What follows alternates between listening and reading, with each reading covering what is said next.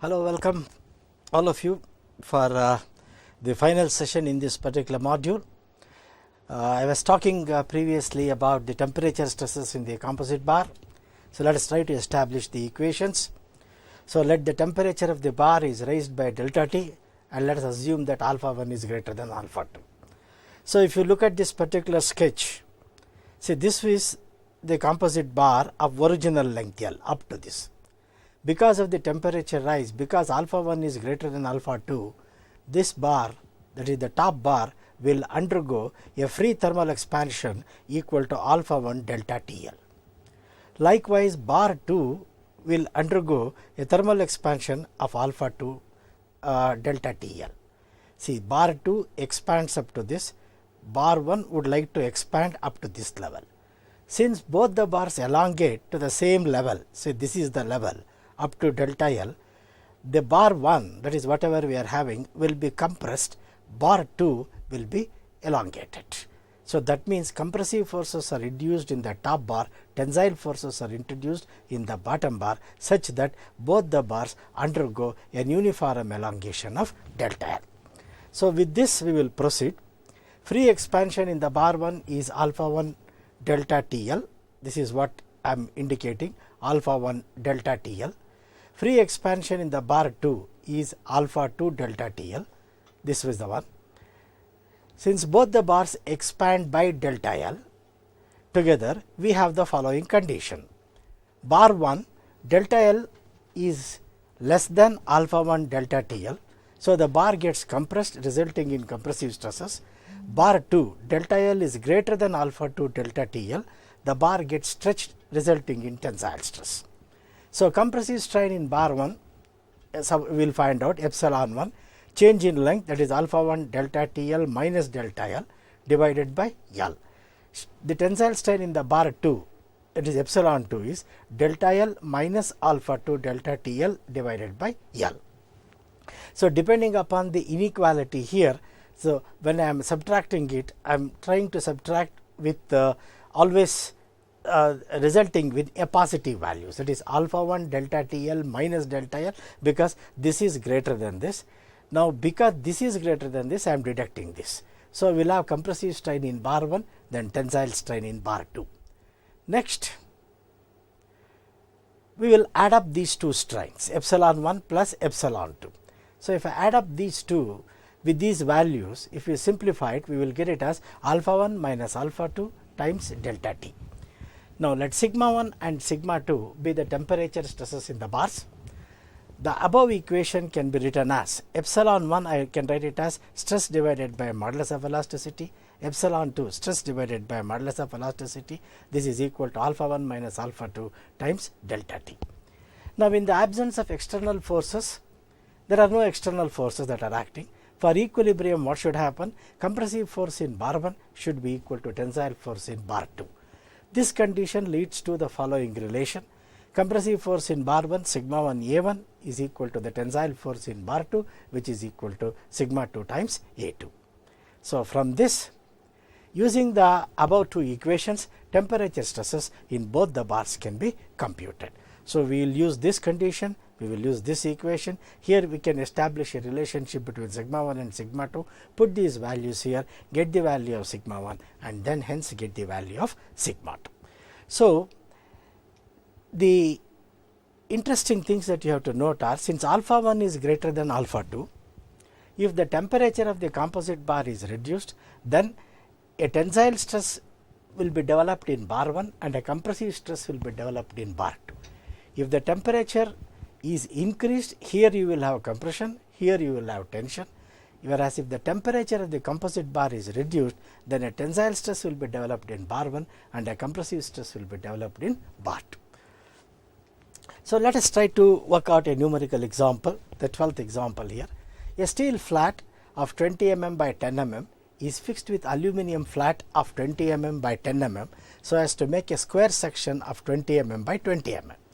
The two bars are fastened together at their ends at a temperature of 26 degrees Celsius. Now the temperature of the whole assembly is raised to 55 degrees Celsius. Find the stress in each bar. ES is given as 200 GPa, EA is given as 70 GPa, then alpha S and alpha A values they have mentioned. So we want to find out what are the stresses that are being introduced. Let us proceed. Net temperature rise we will find out. Basically, when this assembly was made, the ambient temperature was 26. Now the temperature of the whole assembly is raised to 55. So therefore, the net temperature rise is 55 minus 26, that is 29 degrees. Now area of the steel flat AS is equal to area of the aluminum flat, that is AA. That is what it is, because both are 20 by 10, 20 by 10. So we will get 20 by 10, which is equal to 200 mm squared. In this case, area of steel flat is equal to area of the aluminum flat. Now for equilibrium, what should happen? Force equilibrium, sigma S into AS should be equal to sigma A into AA. In this case, AS is equal to AA, therefore sigma S will be directly equal to sigma A. If areas are different, you may have some different values. But we know, we established previously that sigma A by EA plus sigma S by ES is equal to alpha A minus alpha S times delta T. Whatever I am trying to do, it is basically in this case alpha 1 we have taken to be more than alpha 2. So when we are casting this particular equation, we always put the thing sigma 1, alpha 1. Here alpha A is greater than alpha S. So alpha 1 I will take it as alpha A, alpha 2 I will take it as alpha S. Accordingly, I will be casting these equations. So I will have these values 23.2 minus 11.6, temperature rise is 29 into 10 power minus 6, I will be getting this value 0.30336.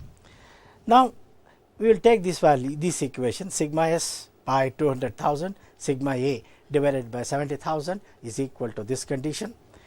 So now if we try to, we know that sigma S is equal to sigma A, so we will substitute all this, put this equation in terms of sigma X.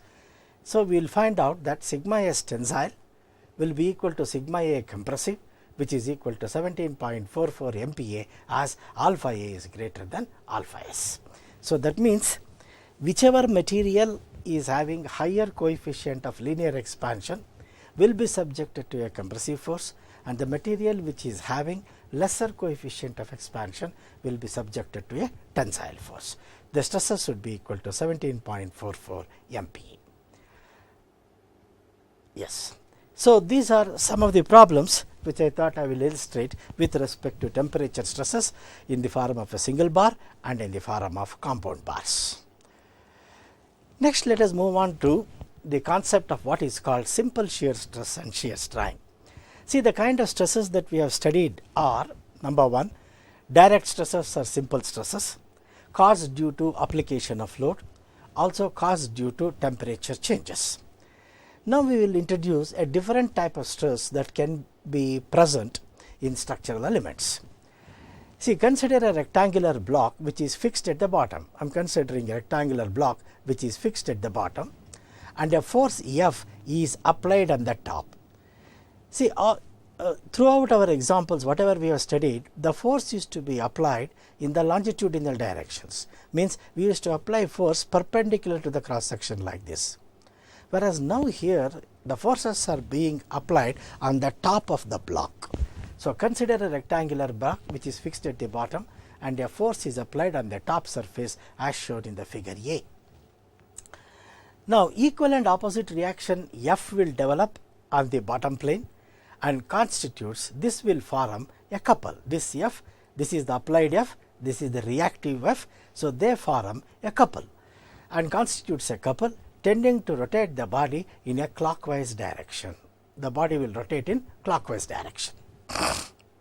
This type of shear force is a positive shear force. This we will call it as a shear force. This type of shear force we call it as a positive shear force, and this shear force per unit surface area on which it acts is called a positive shear stress tau. The difference that you have to note here is the shear force per unit surface area. So far, when we are calculating normal stresses or direct stresses, we used to take the force divided by cross sectional area, whereas here now we have to take this particular surface area, and this is represented by tau. Suppose the force F is applied in the opposite direction like this, then the body will be rotating in the opposite direction. Say it will be rotating in the counterclockwise direction, in which case we call this as negative shear force. Now, what is the concept of shear strain? The shear strain phi is given as this distance AA dash divided by AD. In fact, that is nothing but equal to tan phi. Here we have marked the angle phi. So, if you take tan phi, it is equal to AA dash divided by AD. Means basically the rectangle will assume the shape of a parallelogram. It will be distorted or it will be deformed to the shape of a parallelogram like this. Originally this was straight, now this makes an inclination with respect to the horizontal. The change in inclination we will call it as phi. So, the shear strain phi is called AA dash divided by AD, which is equal to tan phi. Usually this phi is a very small quantity, therefore tan phi we will assume it as phi. Within the elastic limit, tau is proportional to phi. Tau is shear stress, phi is shear strain. Or we have a proportionality constant, we can write it as tau is equal to g times phi. The constant of proportionality g is called the rigidity modulus or shear modulus. So, this is the third elastic constant that we are introducing. Previously, we established what is elastic modulus or modulus of elasticity or Young's modulus, where direct stress is proportional to strain. So, we used to say sigma is equal to E times of epsilon. Next, we established one more material constant, if you remember, that is Paisans ratio, which is defined as ratio of lateral strain to longitudinal strain. Now, in this particular case, if an element or if a material is subjected to shearing forces, then the stresses that are produced are called shearing stresses, the strains are called the shearing strains. Then within the elastic limit, the shear stresses are proportional to the strain, or we say tau is equal to g into phi, and g is called the rigidity modulus or shear modulus. Please note this important difference. Normal stress is computed based on area perpendicular to the surface on which the force is acting, while the shear stress is computed based on the surface area on which the force is acting. Hence, shear stress is also called tangential stresses. Simple stresses are what we call them as normal stresses or direct stresses. They are computed as force divided by cross sectional area. Now, in this particular case, when you are computing the shearing stresses, this is based upon the surface area on which the force is acting, and shear stress is also called the tangential stress. Now, we have a very interesting concept. This is what is called complementary shear stress. See, consider an element ABCD that is shown here, subjected to some shearing stresses tau as shown in the figure. We cannot have equilibrium here. See, sigma h may be equal to 0, but these two forces will form a couple, because of which the block has a tendency to rotate. So, that means the system is not in equilibrium. We cannot have equilibrium with merely equal and opposite tangential forces on the face A, B and C, D. Just with this, we cannot establish the equilibrium. But we know that the system is in equilibrium. Then what is it happening to bring this system into equilibrium? So, we cannot have equilibrium with merely equal and opposite tangential forces on the faces A, B and C, D, as these forces constitute a couple and induce a turning moment. Now, look at this particular sketch, that is B. The statical equilibrium demands that there must be a tangential component tau dash like this. This is acting downwards, this is acting upwards. See, these two will constitute a couple and they try to rotate it in the clockwise direction, whereas these two, right, are introduced, or what we call that as induced. This is applied, this is applied, this is maybe a reaction, right. Now, these two are induced because of the presence of these two forces. That is why they are called complementary shear stresses. They are not applied, they complement to the applied shear stress mainly to restore the equilibrium of this. So, the statical equilibrium demands that there must be tangential components tau dash along the faces AB, along the faces AD and CB, whatever I have indicated here, such that they can balance the turning moment. These tangential stresses tau dash is termed as complementary shear stress. These are, this we call it as the complementary shear stress. Now, let T be the thickness of the block. Okay, perpendicular to this, let T be the thickness of the block. Turning moment due to tau will be, the force is tau into T multiplied by this length, that is LAD. Tau into T would be the force, the lever arm would be equal to LAD. Turning moment due to tau dash will be tau dash into T into LBC multiplied by LAB. Now, if we try to do these things, since these moments have to be equal for equilibrium, I will just correct this slide here.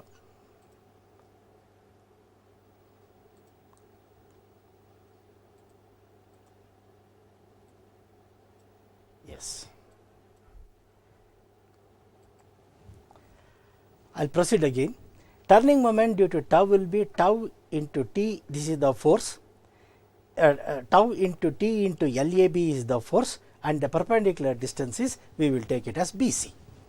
Next, turning moment due to tau dash will be tau dash into T into LBC, this is the force, multiplied by the perpendicular distance, that is LAB. Since these moments have to be equal for equilibrium, we have this following condition. See, this is force, this is lever arm, this is force, this is lever arm. So, I am computing the moment. So, for equilibrium, if you see this, you will find that tau would be equal to tau dash.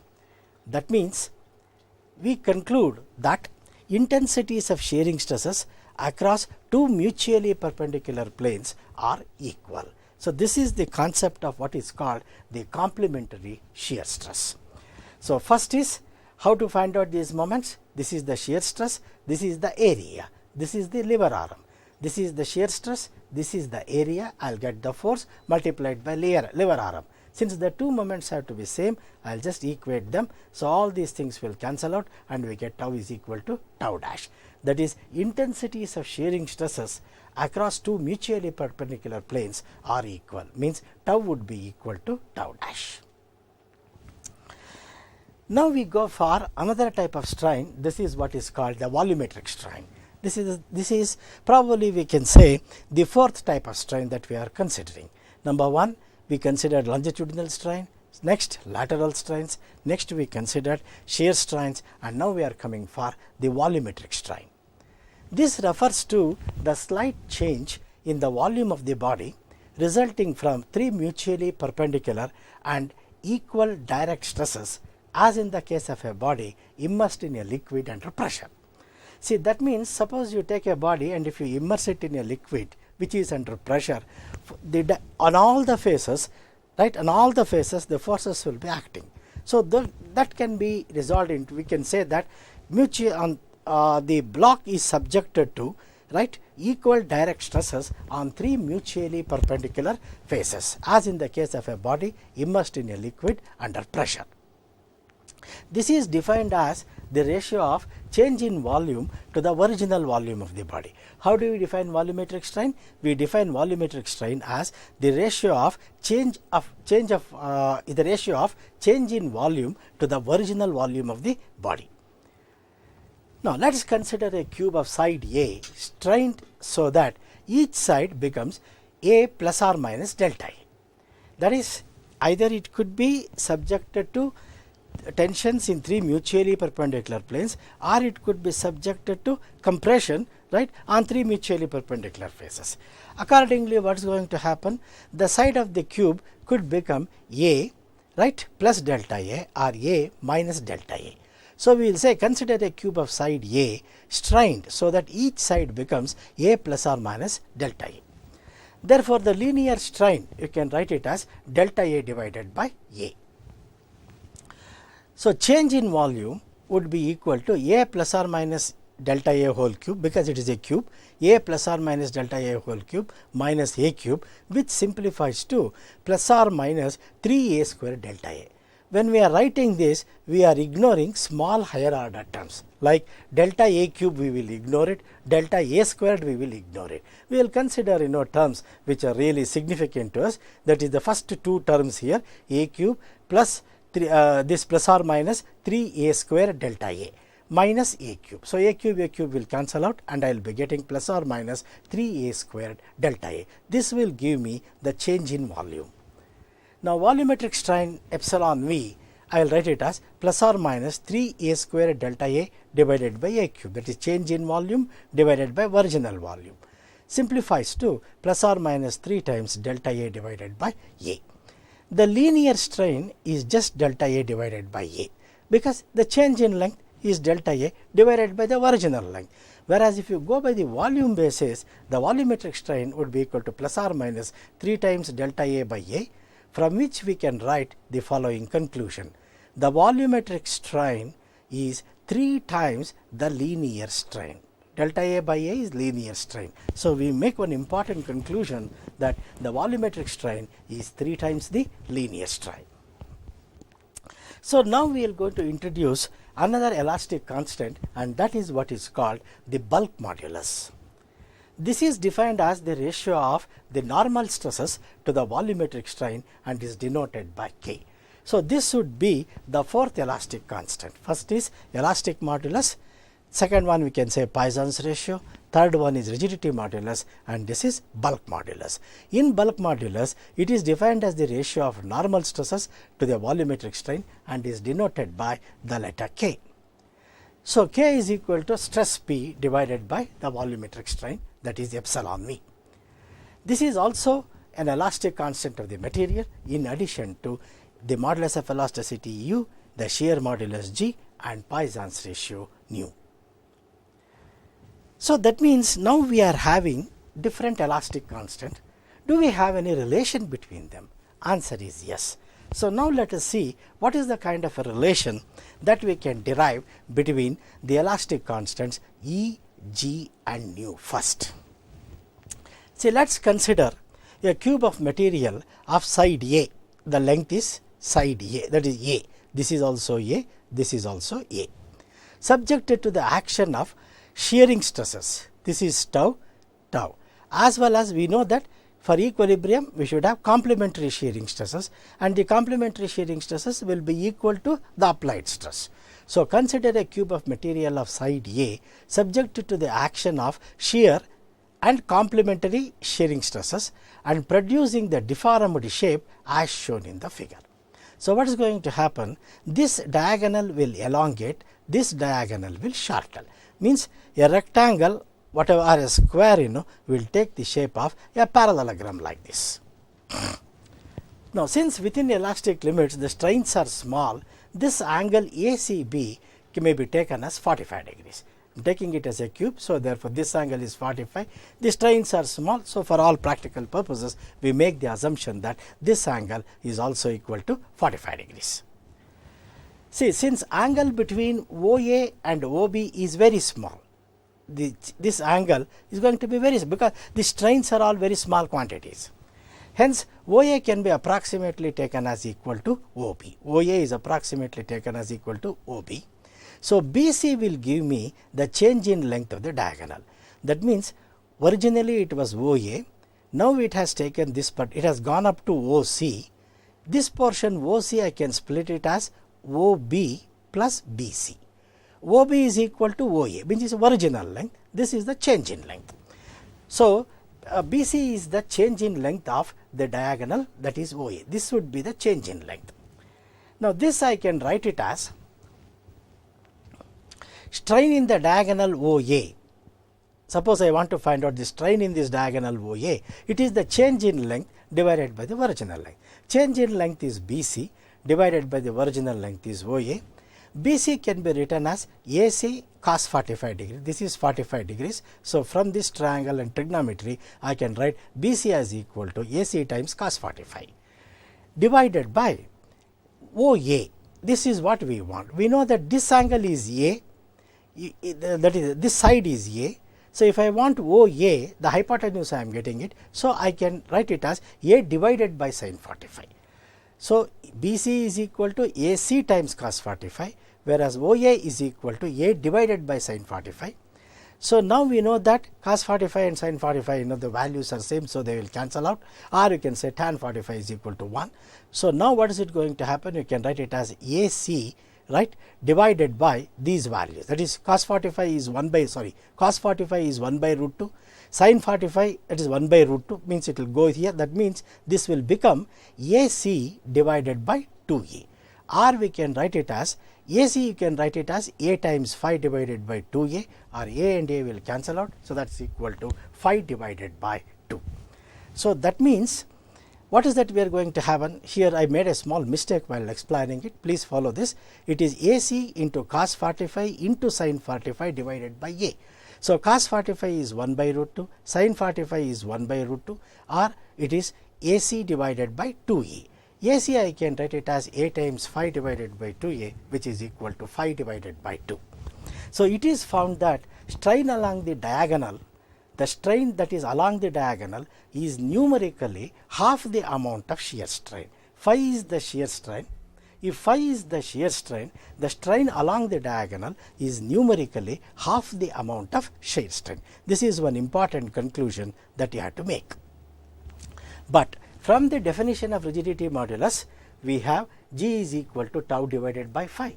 We have G is equal to tau divided by phi. Hence, strain in the diagonal OA is equal to tau divided by 2G. For example, here I am going to put it, strain in the diagonal OA is phi divided by 2, but we know that phi is equal to tau divided by 2G. So, I can write strain in the diagonal OA as equal to tau divided by 2G. Now, the shear stress system, whatever we are having, is equivalent. This particular system is equivalent or can be replaced by a system of direct stresses at 45 degrees as shown below. That means, whatever system we are having it, what is it is causing? It is causing elongation of the diagonal, shortening of this diagonal. Elongation of the diagonal means this is subjected to a tensile force. The shortening of the diagonal means it is subjected to a compressive force. So, instead of this system along the diagonals, if I apply compression here, if I apply tension here, the system will be identical. So, one set will be compressive, the other will be tensile, and both will be equal in value to the applied shear stress. Now, strain in the diagonal OA due to direct stress we will calculate. See, we know that it is the strain in the diagonal OA due to this direct stress, that is sigma 1. Strain is equal to sigma 1 divided by E. Because of a compressive force, there will be lateral strain in this direction, which we will call it using Paisans ratio as nu times sigma 2 divided by E. See, sigma 2 causes direct stress like this, but it will also cause a lateral strain. This lateral strain I can find out from the longitudinal strain by multiplying it by the Paisans ratio.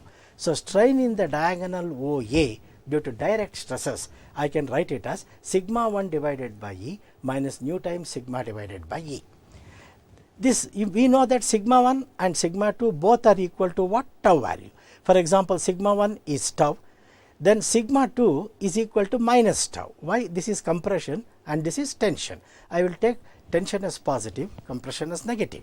So, this will be equal to tau divided by E plus nu times tau divided by E. Here I will put tau, here I will put minus tau. So, I will be getting this relation.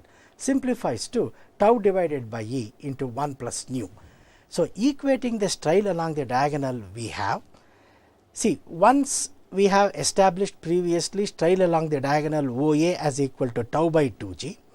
Now, here we are writing the strain in the diagonal, again same diagonal OA due to direct stresses as equal to tau by E into 1 plus nu. Because we are referring to the same one, we can equate the two strains so that I will be getting a relation like tau divided by 2g is equal to tau divided by E into 1 plus nu. That means the relation between E, G and nu can be expressed as, we can just simplify this. I can write this important relation E is equal to 2g into 1 plus nu. So that means if we know the modulus of elasticity and the Paisans ratio, the rigidity modulus can be easily computed using this particular relation, that is E is equal to 2g into 1 plus nu. Now likewise we can derive a relationship between E, K and nu. E is what? Elastic modulus. K is what? Bulk modulus. Nu is what? Paisans ratio. Previously we derived a relationship between elastic modulus, rigidity modulus, Paisans ratio. Now we will derive the relation between E, K and nu. So K we are dealing with this, so let us consider a cube. Consider a cube subjected to 3 equal stresses as shown in the figure below. Now since the volumetric strain is 3 times the linear strain which we have established in the beginning of the class, so epsilon V would be equal to 3 times of sigma E of 1 minus 2 nu. Well, how do we get this particular relation?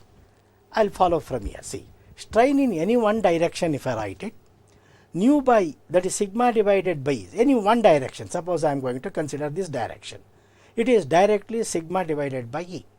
Because of this it will be minus nu times sigma by E. Because of this it will be again minus nu times sigma divided by E. This becomes longitudinal strain, this becomes this becomes the lateral strain, and this will also become the lateral strain, because we know that lateral strain is equal to nu times the longitudinal strain. So if I put like this, I will be getting sigma divided by E into 1 minus 2 nu.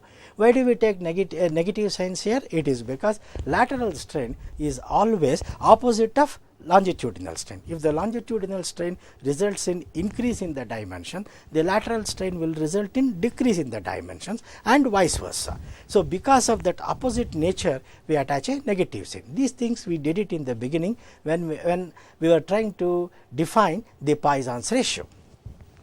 Now since if I simply, and this is the linear strain. So since the volumetric strain is 3 times the linear strain, I will put epsilon V is equal to 3 divided by sigma E into 1 minus 2 nu. So now we will be establishing from the definition of bulk modulus, we have epsilon V, that is the volumetric strain is equal to stress divided by the bulk modulus. Our bulk modulus K is equal to sigma divided by the volumetric strain, from which I can write volumetric strain epsilon V is equal to sigma divided by K. That means we are having 3 times sigma divided by E into 1 minus 2 nu would be equal to sigma divided by K.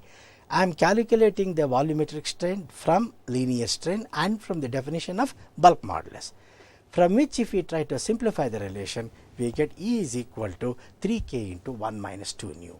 This forms another important relation that can exist between the elastic constants, that is E, K and nu. One important thing that you have to note is, what is the maximum value of nu that you can have? Perhaps nu should be, at the most it can be equal to 0.5, because 2 into 0.5, if I do 1 minus 1 will become 0, that means E will be equal to 0. So that means that is strictly not correct. So what we will say is that theoretically nu should be less than or equal to 0.5, as E cannot be equal to 0. So that is why in the beginning of maybe in the second class, or probably in the second class, I was mentioning that the Paisans ratio typically will be in the range of 0.2 to 0.35. So this is the relationship between E, G and nu is E is equal to 2G into 1 plus nu. Whereas when we come here, relation between E, K and nu, if you do, we will get E is equal to 3K into 1 minus 2 nu. Now if that is the case, can we have a relationship between the 3 elastic constants, that is E, G and K? Definitely. We have E is equal to 2G into 1 plus nu, from which I will try to evaluate the value of nu. Nu is equal to E minus 2G divided by 2G. And likewise I have E is equal to 3K into 1 minus 2 nu, from which again if I evaluate nu, that is the Paisans ratio, I will be getting it as 3k minus E divided by 6k. Just take out, simplify this equation, get the value of nu. Because both are the same, that is nu is equal to this, nu is equal to this, these two equations should be same.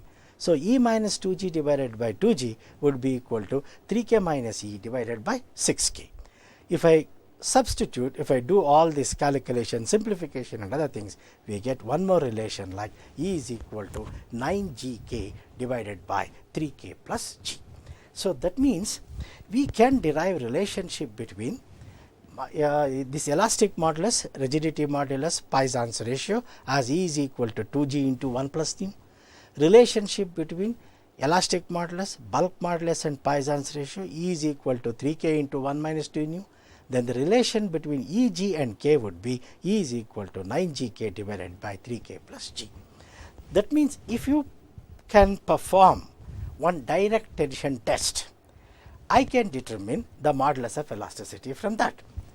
Then once we know the modulus of elasticity, if we can establish the Paisans ratio, Paisans ratio can be also easily determined in the experiments by putting strain gauges in two opposite directions. One measures the strain in the longitudinal direction, the other gauge measures the strain in the lateral direction. By recording the strains in the two directions, we can also establish the Paisans ratio. So, if we can establish E and nu through experiments, we can use these relations and establish the constants for rigidity modulus G and bulk modulus K. So, in essence, this forms the basic scope of the subject strength of materials in which we are having module 1. Module 1 basically, right, refers to simple stresses and strains. Here we started with introduction. In the introduction, I told you about the need and the importance of strength of materials, then definition and concept of stress and strains. Then Hooke's law we established, wherein we said that stress is proportional to strain, or stress is the constant of proportionality, sigma is equal to E into epsilon, where E is called the elastic modulus or the Young's modulus. Then we developed the stress strain diagrams for ferrous and non-ferrous materials. When you go for the ferrous materials, we have different points on the stress strain diagram like proportional limit, elastic limit, upper yield point, lower yield point, then ultimate strength, fracture strength and so on. Then I told you that the proportional limit and the elastic limit for all practical purposes, they coincide. The upper yield point and the lower yield point also coincide. The fracture strength is not of any serious importance for us. It is the ultimate strength is the one that we are going to consider. And by performing a stress strain diagram, by performing a stress strain test or a tension test, or even for that matter compression test, it is possible to find out the yield strength of the material as well as the ultimate strength of the materials. But if you go for certain non-ferrous materials, you may not have a well-defined yield point. If you are not having a well-defined yield point, then we go in by the concept of what is called 0.1% proof stress concept. Then we defined about the factor of safety. Factor of safety, you can take it as yield stress or 0.1% proof stress divided by some allowable working stress.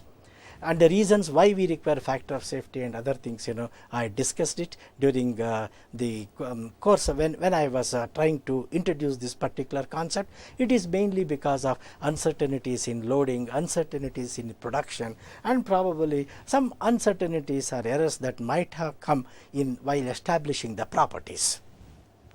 Then we extended, then we solved some numerical problems on all these things with stepped bars and other things. And please remember that stress is equal to this load, the sigma is equal to P divided by A, and it is expressed as MPa or Newton per mm squared, whereas strain is delta L by L, we will put it. So, because both refer to the linear dimensions, it is a non-dimension number, it has no units, and the modulus of elasticity units E is equal to sigma divided by epsilon. So, that means that is also Newton per mm squared, or it is also expressed in MPa. While solving the problems, I gave you a hint that they would have given the problem, in different units like kilonewtons, megapascals, next, kilonewton per mm squared, GPa, in so many ways, but try to express everything in one common format. Wherever you are having everything, you try to express it in newtons, all linear dimensions you express it in mm, so that you will not have any problems associated with unit conversions. Then we studied elongation of tapering bars of circular sections by using the principle of integration. We also studied the elongation that is induced because of rectangular cross sections. Here also we introduced the principle of integration. Then till now we were never considering the self-weight. The elongation we consider mainly with respect to the applied load, but it can so happen that if the bar is suspended from the top, then the self-weight is going to contribute to the elongation. So how to find out the elongation due to self-weight, that also we studied. Then we talked about Saint Venant's principle. This is a very interesting concept wherein the stresses, the assumption of uniform stress distribution across a cross section is valid only for regions away from the point of application of load. Near the vicinity of load application, the stress distribution is not uniform. In fact, in some portion it will be more than the average stress, in some portion it will be less than the average stress. So as a result of which some stress concentration effects will be there, and I told you the reason why. Because of this local increase in stresses, whenever we are conducting a tension test, the ends of the specimen are of a larger diameter when compared to the body of the specimen. Next, we introduced the concept of compound bars. So these compound bars are basically made up of two different materials. So different types of problems we solved. Well, the compatibility condition that we are going to use in compound bars is that both the bars, are going to have the same elongation or same extensions, right? Then based on all those things, we established the relationship between the stress, the stresses between the two bars, like modular ratio times the values and other things. Next, we studied about and we solved about some different types of problems in compound bars. Then we extended the discussion to temperature stresses, wherein the stresses can be induced in a structural component or a structural element because of temperature increase or for a temperature decrease. So how these things have to be computed. So it is so possible that if you are having two different materials having two different coefficient of linear expansions, say alpha 1 and alpha 2, if alpha 1 is greater than alpha 2, the bar with alpha 1 will be subjected to compressive stresses, the bar with alpha 2 will be subjected to tensile stresses, so that both the bars elongate to the same section.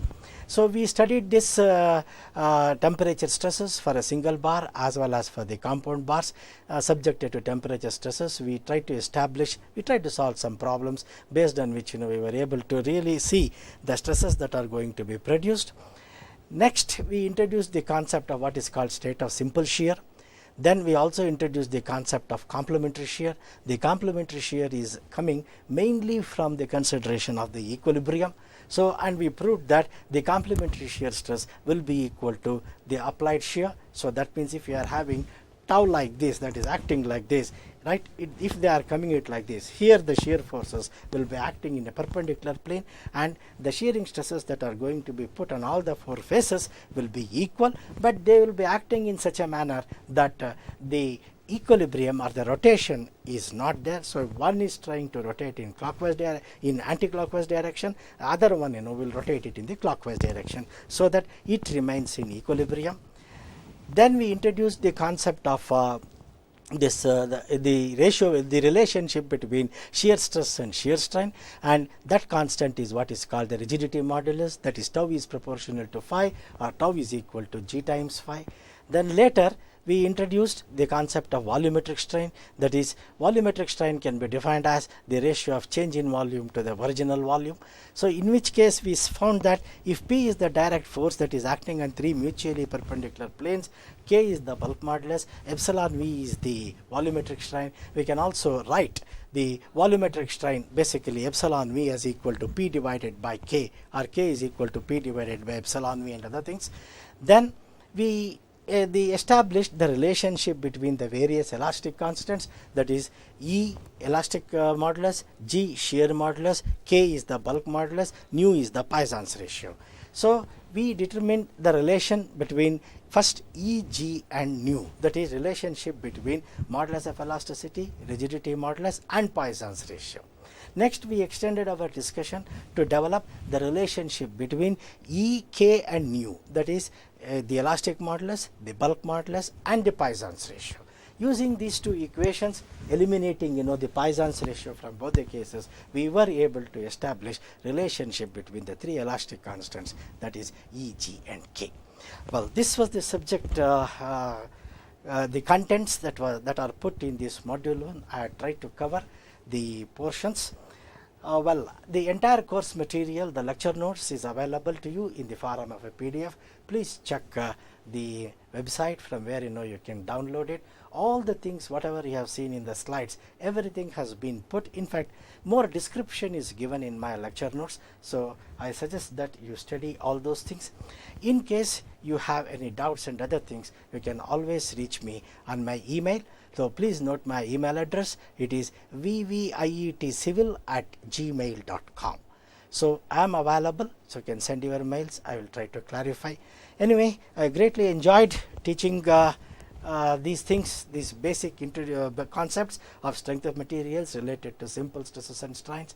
Hope you enjoyed it, and hope the sessions were interesting and you were able to get an insight into this. So further, I suggest that you refer some good standard textbooks that are prescribed by the university. Also, you can keep the PDF notes for this particular module and prepare well for the examination. With this, I wish you all good luck. Thank you.